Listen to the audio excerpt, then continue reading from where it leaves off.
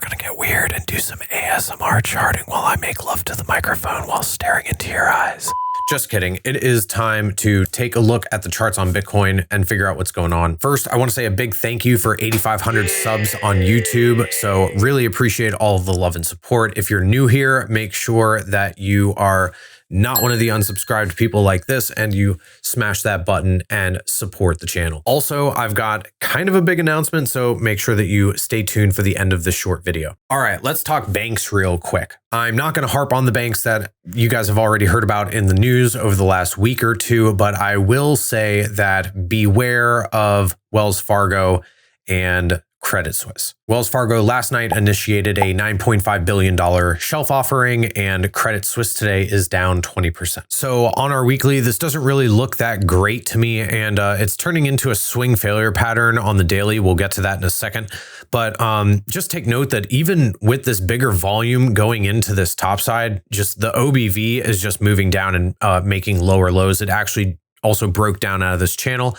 That's not typically a good sign, as the momentum here is flipping and the RSI is flat topping regardless of having higher highs in price action, meaning that we're getting some exaggerated divergence.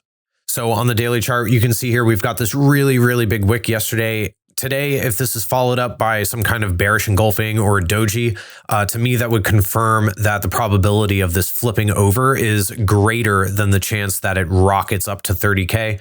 Again, here, if we bring up the OBV, you can see that this quickly turned over and it's stayed turned over, even regardless of all of that bullish volume yesterday. All right, let's take all that off the screen real quickly and talk volume.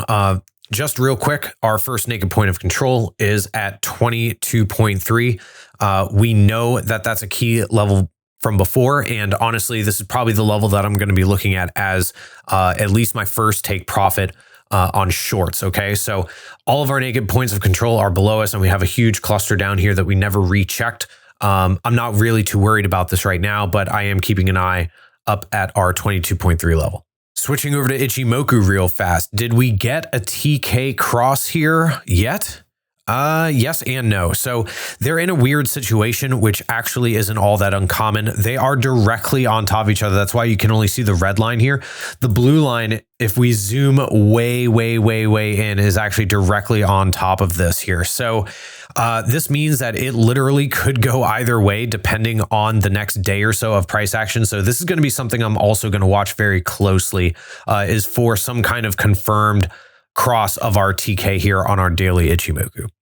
All right, 4-hour chart. It's showing a lower low again here on our OBV, and there's just tons of supply selling into this move. You can see that with all of these wicks here.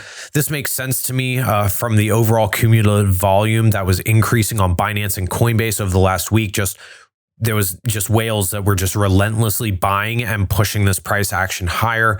I personally feel that the demand up here is drying up just due to profit taking from longs that were down around 20K or even lower if they held through that whole macro move.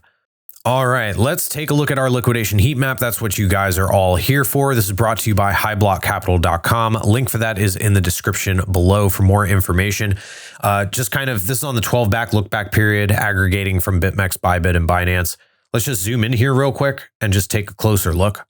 So this is the kind of same situation that we were in right before FOMC when we got that Darth Maul, just really closely packed liquidity on both sides of just really tightly packed price action.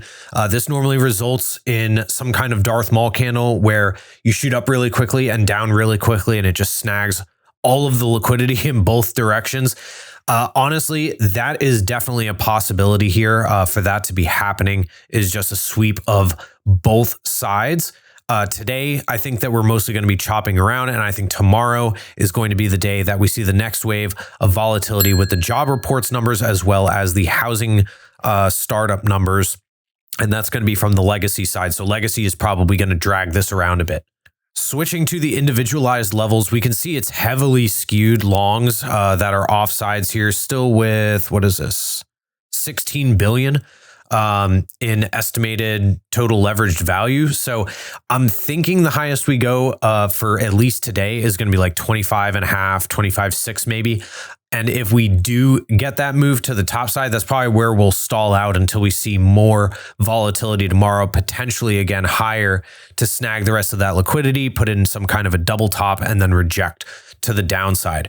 That's all for now, guys. I'm streaming on Friday this week at 8 p.m. Central Standard Time, so make sure that you subscribe and follow at Venom Algo on Twitter, guys. My product line is currently in closed beta with Astrobit, and I'm going to be making a free public beta available on the 27th of this month. So stay tuned. It will be limited spots, so make sure you turn on your notifications.